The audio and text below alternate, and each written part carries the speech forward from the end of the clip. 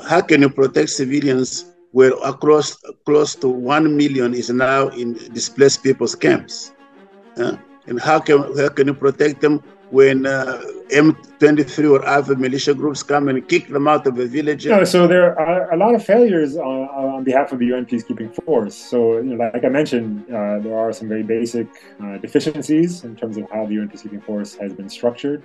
They see the United Nations as being there for many years, and they still have war. Therefore, first, it doesn't seem that the United Nations has been successful at ending the war.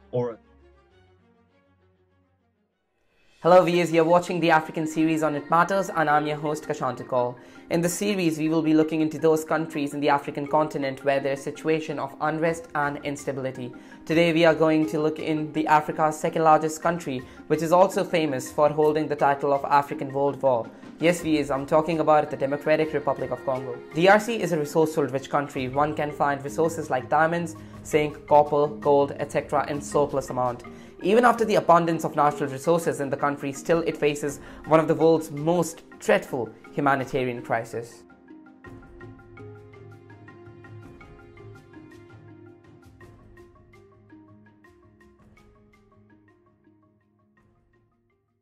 A lot of diplomats and experts around the world have raised this question that has the UN peacekeeping forces failed their very purpose in the Democratic Republic of Congo, as after 20 years of their mission, such as mission MONUSCO in DRC, a good control is not being observed by the world. Yes, that is the feeling of our people. The people, not the government, but the people think that MONUSCO has failed because one of its mandates was the protection of civilians.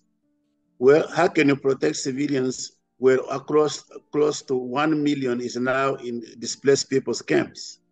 And how can you protect them when M23 or other militia groups come and kick them out of the villages and their towns, and they have to go away to find the peace and to find security?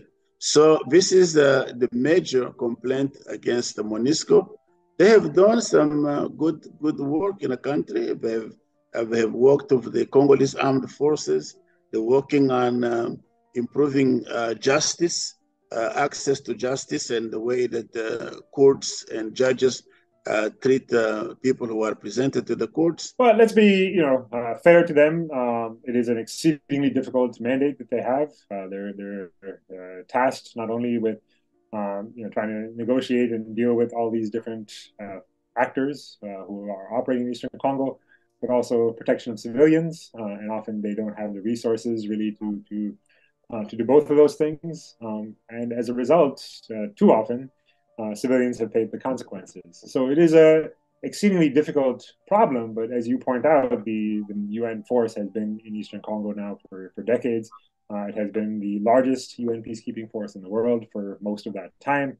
And the results, frankly, are less than satisfactory from the perspective of citizens of Goma in particular. And I think, as you're hinting at, there has been considerable criticism of the UN peacekeeping force by people in North Kivu in particular, many of whom are young people who have lived in Eastern Congo throughout this period in the shadow of the UN peacekeeping force. It's a difficult question, because to really answer this question, one has to ask the following question. How would Eastern DRC be today had the peacekeeping force not been there for 20 years? I think it would have been significantly worse in some respects. But for example, the United Nations has done a lot of invisible work on civil affairs, on human rights, on justice, on investigations.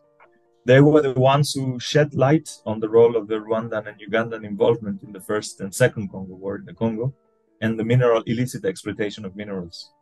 The impact they had through all of those reports alone is huge in mobilizing political forces at a global scale, and therefore restricting some of those activities. So I do think they had a very strong positive impact, in addition to the fact that they do not seem to be very useful as peacekeeping force? I wouldn't say it has been a failed operation completely.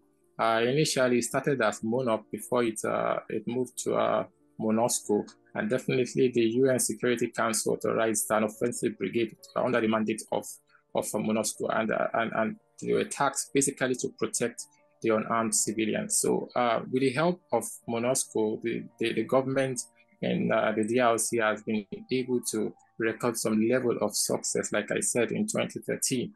But at the moment, with the level of armed attacks that has been done against the unarmed civilians, we say to a degree that the mission has not been successful in that region.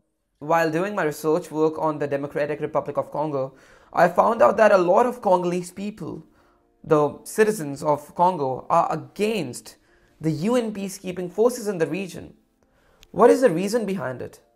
They see the United Nations as being there for many years, and they still have war. Therefore, first, it doesn't seem that the United Nations has been successful at ending the war or at protecting the people from violence that took place. That the United Nations is also a political unit. That's why a lot of NGOs want to detach themselves from the UN.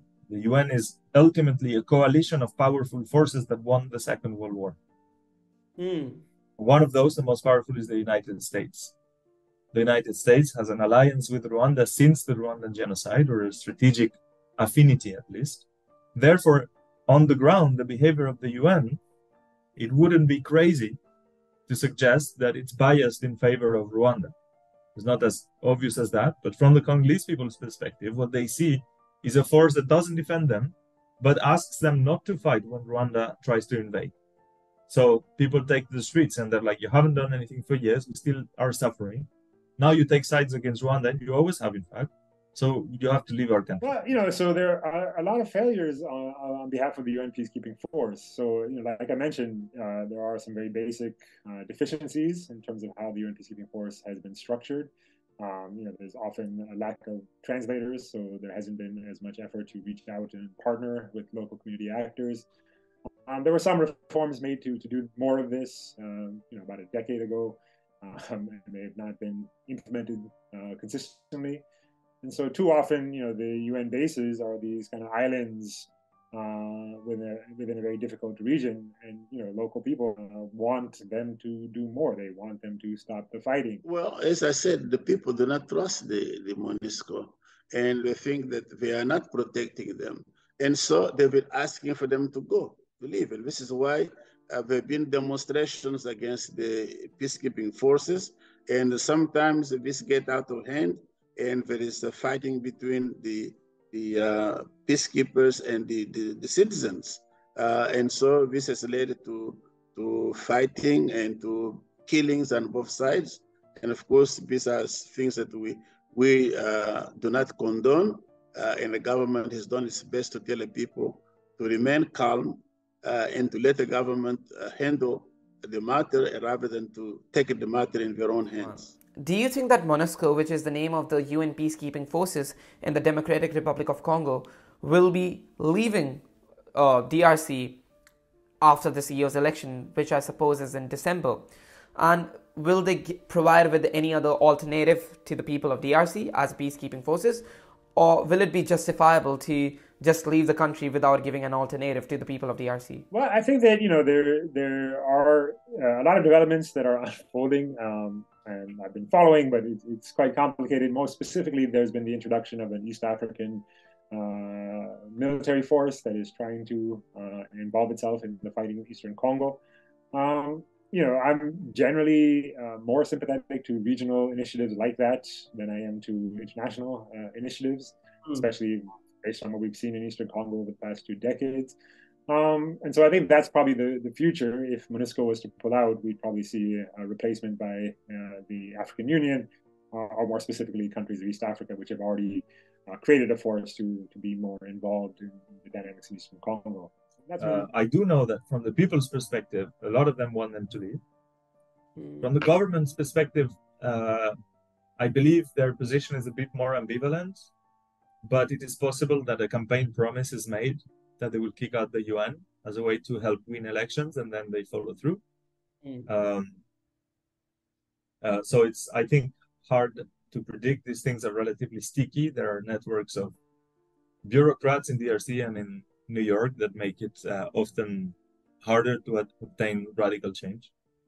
If they were to leave, I'm also not very sure what could be done to mitigate the increase in insecurity, for example, that might take place in certain areas, or of monitoring of certain issues. Well, the MONUSCO will leave according to the timetable that the government gives them. At the present time, the contract of MONUSCO expires on December 31st, 2023. Now we'll be in the middle of the electoral period still, because we won't be knowing what the outcome of the elections is by that time. So I don't know exactly what the government is going to do, but it's most likely that withdrawal will be done in a very very reasonable manner.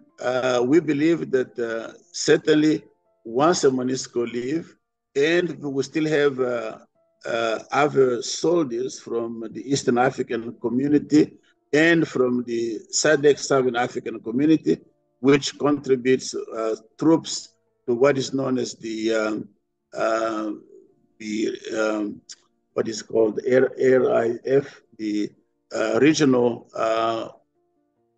intervention brigade, the intervention force of the United Nations, which is made up of troops from South Africa, Malawi, and Tanzania. These are likely to stay in the Congo. It's a possibility, but I don't see that happening, because definitely MONUSCO is to protect the unarmed civilians. Until that is guaranteed, then they will have a good reason to leave. But seeing full well that it's a challenge, especially with the ongoing violence in the provinces of Ituri and North Kivu, the likelihood of that happening are very slim.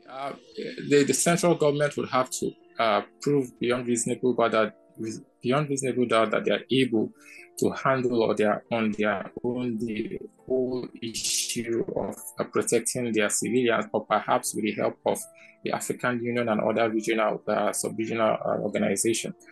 Until they're able to prove beyond reasonable doubt that they can handle the situation, I believe the MONUSCO will have a good and justifiable reason to remain in the country, at least to be of help to the people that are in need of their assistance.